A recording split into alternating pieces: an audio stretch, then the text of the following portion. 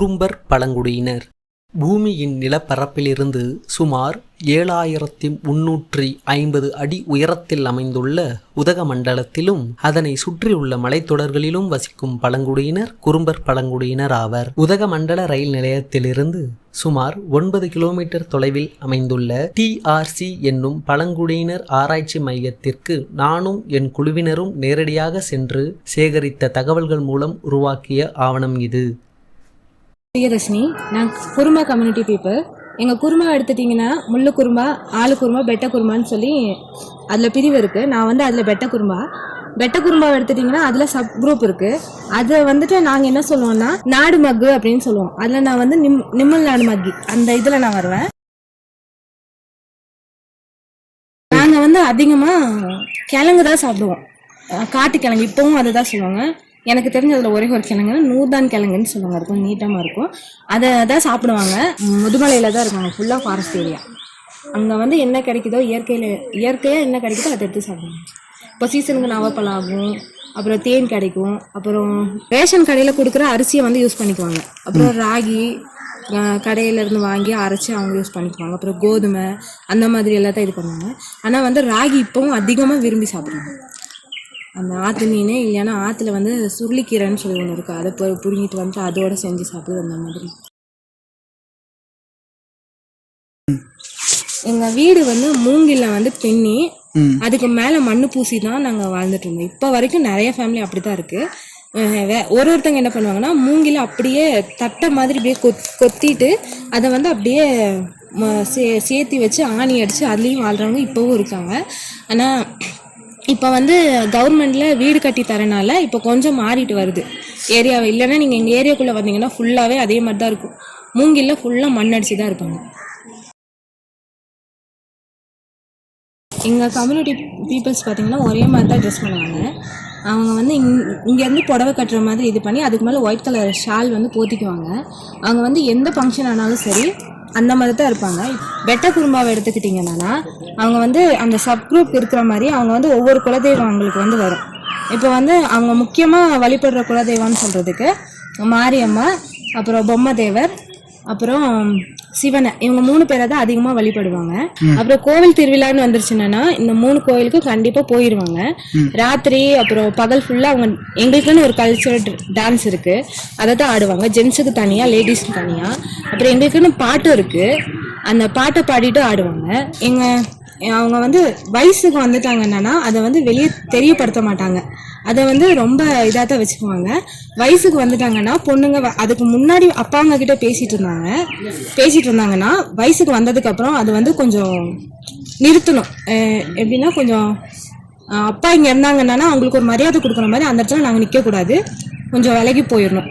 அந்த மாதிரி இது எங்களுக்கு வந்து ஓணம், விஷு, தீபாவளி ஃபங்க்ஷனை மட்டும் எல்லாம் செலிப்ரேட் பண்ணுவாங்க. எங்கள் இதில் வந்துட்டு உடம்பு சரியில்லை அப்படின்னு சொன்னால் ஃபஸ்ட்டு வந்து சாமி ஆடுவாங்க. ஃபஸ்ட்டு சாமி ஆடி அதுக்கப்புறமா அவங்க சரியாகிறாங்களோ இல்லையா ஃபஸ்ட்டு அதுதான் பண்ணுவாங்க. எப்படின்னா எங்கள் இதில் ஏரியாவில் தெப்பக்காடு எடுத்துட்டிங்கன்னா 3 பாடி இருக்குது. அந்த 3 பாடியிலையும் வந்துட்டு ஒவ்வொரு கோவிலுக்கு வந்து உருவம் கிடையாது, ஒரு கால் வச்சு அதுக்கு மேலே சீட்டு போட்டு பண்ணியிருப்பாங்க. உள்ளே வந்துட்டு பெரிய பெரிய கடவுளுங்க, அப்புறம் இறந்து போன பெரிய ஆளுங்கள்லாம் இருக்காங்கன்னு சொல்லி நம்பி அதை வந்து வழிபடுறாங்க. எந்த காரியமாக இருந்தாலும் ஃபஸ்ட்டு வந்து அந்த இடத்துல சேர்ந்து எல்லாமே பண்ணுவாங்க. அவங்க தான் சாப்பாடு செய்கிறதுக்கு எல்லாமே அந்த 3 பாடியில் இருக்கிறவங்க போய் அரேஞ்ச் பண்ணி அன்னைக்கு என்ன நடக்கணுமோ அது இருக்கிறது எல்லாமே இவங்க பார்த்துக்குவாங்க. ஒரே ஒருத்தர் மட்டும் தான் சாமி ஆடுவாங்க. அப்படி பண்ணிட்டு அப்புறமா அவங்களுக்கு சரியாகலைன்னா ஹாஸ்பிட்டல் கூட்டு போறவங்க இருக்காங்க, இல்ல அதுலயே சரி பண்றவங்களும் இருக்காங்க. நாங்க வந்து பிரசவத்துக்கு போறது வந்து அதிகமா அக்காட் ஹாஸ்பிட்டல் இருக்கு, எங்களுக்கு ட்ரைபல் ஹாஸ்பிட்டல் தான் அது. அந்த ஹாஸ்பிட்டலுக்கு தான் அதிகமா போறாங்க. காட்டுக்குள்ள இருந்தனால எங்களுக்கு அவ்வளவா பாதிப்பு எதுவும் இல்லை. அதுக்கப்புறமா ஊசி போடுறேன்னு சொன்ன டைம்ல வந்துட்டு கொஞ்சம் பயப்பட்டாங்க. என் டாக்டர் வந்தப்போ கூட ஒரு குடத்துல அடிச்சு ஒரு அசால்ட்டு பண்ற மாதிரி தான் பண்ணினாங்க. அதுக்கப்புறமா அவங்க ஊசி போட்டாதான் நார்மல் இதுக்கு வரும்னு சொல்லி இப்போ எல்லாருமே ஊசி கம்ப்ளீட்டா போட்டாங்க. அதனால யாருமே ஒரு ஃபீல் இல்லாமல் நல்லா இருக்கு. ஆனா இந்த காய்ச்சல் அந்த மாதிரி சாதாரண ஃபீவர் வந்துச்சுன்னா எங்க ஊர்ல பெண் பித்தவில்லைன்னு சொல்லி ஒண்ணு இருக்கு. அதை வந்து எடுத்து நல்லா அரைச்சு குழந்தைங்கனாலும் சரி ஆரம்பிச்சு சரி நல்லா தேய்ச்சி விட்டுட்டு அது நல்லா காஞ்சதுக்கப்புறம் ஈவினிங் நல்லா சுடு தண்ணி வச்சு குளிப்பாட்டி விட்டாங்கன்னா அந்த காய்ச்சல் போயிடும் அப்படின்னு சொல்லி இது பண்ணுவாங்க. உண்ணி செடி இந்த பிங்க் கலர் ஒயிட் கலரில் அதில் பூ பூக்கும், சின்ன சின்ன காய் வரும். அதோட குச்சியை கலெக்ட் பண்ணிட்டு வந்து அதை வேக வச்சு அவங்க சேரு, அப்புறம் ஊஞ்சல், அப்புறம் அந்த சின்ன சின்ன சாமான்கள்லாம் செய்கிறது தான் எங்களோட இது. அப்புறம் சீசன் டைமில் வந்துட்டு தேன் எடுக்கிறதுக்கு போவாங்க. இப்போ வந்து குறும்பாஸ் வந்து அவ்வளோக்கு தேன் எடுக்க போகிறதில்ல. எங்கள் ஏரியாவை பொறுத்த வரைக்கும் ஃபாரஸ்ட்டில் இருக்கிறனால எல்லாம் ஃபஸ்ட்டு வந்து ஏபிடபிள்யூக்கு ஆள் எடுப்பாங்க. ஆள் எடுத்ததுக்கப்புறமா அவங்க வந்து ஒரு 10 வருஷம் அவங்க அதுலேயே வேலை செஞ்சுட்டு இருந்தாங்கன்னா அடுத்த இதில் வந்துட்டு அவங்கள வாட்சராக போடுவாங்க. அப்படி நிறைய பேர் எங்கள் இதில் வாட்சராக இருக்காங்க. அப்புறம் எலிஃபென்ட் கேர்டேக்கராக நிறைய பேர் இருக்காங்க. ஃபீல்டு போவாங்க அதிகமாக. ஃபேமிலியோடு இருக்கிறத விட அவங்க அதிகமாக காட்டில் இருந்து பார்த்துக்கிட்டு தான் இது. அதுக்கப்புறம் அவங்க 10 வருஷம் அதை கண்டினியூவாக செஞ்சாங்கன்னா தான் அடுத்து கவர்மெண்ட் ஜாபே ஆகும். அது வரைக்கும் அவங்க டெம்பரரியாக தான் இருக்கணும். அதுக்கப்புறம் தான் பர்மனெண்ட் பண்ணுவாங்க அந்த 10 வருஷம் முடிஞ்சதுக்கப்புறம். வந்து நிறைய பேர் இந்த வேலைக்கு தான் போயிட்டு இருக்காங்க. எங்கள் இதில் பொறுத்த வரைக்கும் எல்லாம் படிச்சிருக்காங்க. படித்து வேலை இல்லாமல் இருக்கிறவங்க தான் நிறைய பேர் இருக்கு. இல்லை லேடிஸ் வந்துட்டு வெளியே அனுப்புறதுக்கு ஜென்ஸ் பயப்படுறாங்க. மற்றபடி வேலைன்னாலும் இந்த மாதிரி ஃபாரஸ்ட்டில் மட்டும் தான் செஞ்சுக்கிறாங்க. காட்டு வேலைகளுக்கு மட்டும் வெளி வேலைகளுக்கு அவங்க வர்றதுக்கு முன் வர மாட்டேங்கிறாங்க. எல்லாம் காட்டிலேயே ஃபாரஸ்டா ஏபிடபிள்யூவா. இப்போ உதாரணத்துக்கு எடுத்துக்கிட்டிங்கன்னா இப்போ யானைக்காரங்க இருக்காங்கன்னா அவங்க குழந்தைய வந்து அந்த சின்ன வயசுலேருந்தே அதுக்கு பழக்கிறாங்க. யானை கூட எப்படி இருக்கணும் அந்த மாதிரி. அப்போ அவனோட ஃபியூச்சர் என்ன ஆகுனா அவன் யானை அவங்க அப்பா மாதிரி தான் யானைக்காரனாக போகணும். அப்படிதான் ஆகுது.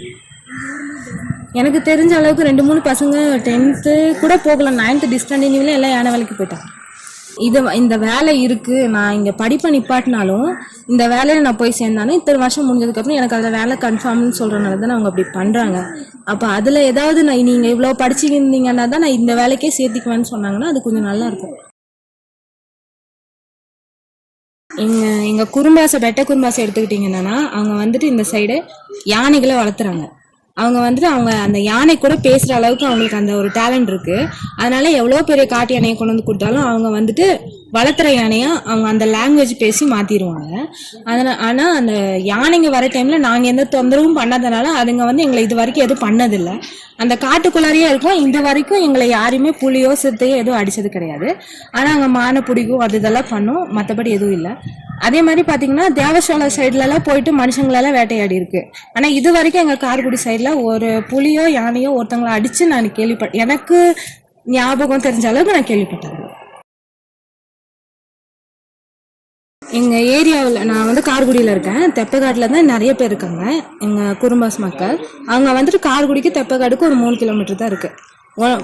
1 to 10th வரை ஃபஸ்ட்டு காரைக்குடியில் இருந்துச்சு. இப்போ வந்துட்டு 12th வரைக்கும் கண்டினியூ பண்ணியிருக்காங்க. இப்போ +1 ஆரம்பிச்சிருக்கு, அடுத்து 12th பண்ண போகிறாங்க. அதுக்காக ஃபாரஸ்ட்டில் வந்து வேன் எல்லாம் அரேஞ்ச் பண்ணிடுறாங்க. மார்னிங் கொண்டு போய் விட்டாங்கன்னா ஈவினிங் அதே மாதிரி அந்த குழந்தைங்களை கூட்டிகிட்டு வந்துடுவாங்க. நமக்கெல்லாம் பழங்குடியினர் என்றாலே நம் மனதில் தோன்றும் பிம்பங்களில் யாவும் அவர்கள் சரியான உணவு, உடை, உறைவிடம் இன்றி காட்டில் இயற்கையோடு இணைந்து வாழும் மக்களாகவே தோன்றுகின்றனர். ஆனால் உண்மை அதுவன்று. அவர்களில் பலர் தற்போது நகரத்திற்கு நகர்ந்து சக மக்களோடு இணைந்து கல்வி என்னும் செல்வத்தை பெற்று வாழ்வில் முன்னேறி வருகின்றனர்.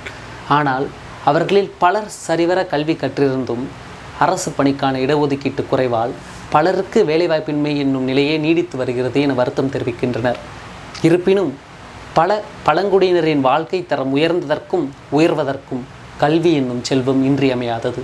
அந்த கல்வியை சரிவர அவர்களிடம் கொண்டு சேர்க்கும் கடமை அரசினுடையது என கூறி தமிழக அரசிற்கு எங்களின் மூலம் இந்த கோரிக்கையை பணிவன்புடன் தெரிவித்துக் கொள்கிறோம். நன்றி, வணக்கம்.